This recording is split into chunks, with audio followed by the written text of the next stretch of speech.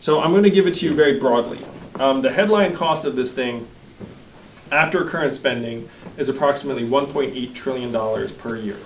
Now, our economy is up to 20 trillion, up 5 trillion in the last 12 years. Give you a sense of the magnitude. I mean, it's crazy how big we are and how much we've grown. The federal budget is 4 trillion, so 1.8 seems like a lot. This value-added tax I described, at even half the European level, generates $800 billion. So then you're at 1 trillion, still seems like a big gap. But here's where the magic comes in.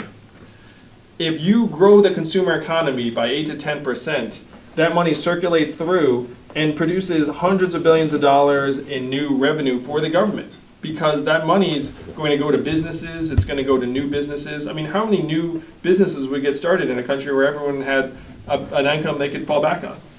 So that revenue growth ends up bringing in about 400 billion in new revenue, which leaves you a gap of 600 billion or so.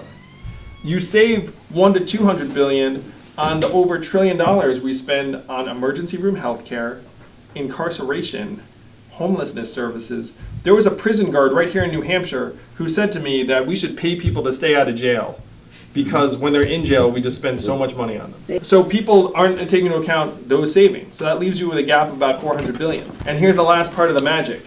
If you put $1,000 a month into our hands, what happens? Our kids get healthier, our kids graduate at higher rates, we get stronger, we get healthier, we get more productive. There's one study that showed if you alleviate poverty in this country, you would increase GDP by $700 billion just on the basis of having a healthier, more productive population. So people aren't taking into account any of those second order benefits which end up rebuilding our own economy.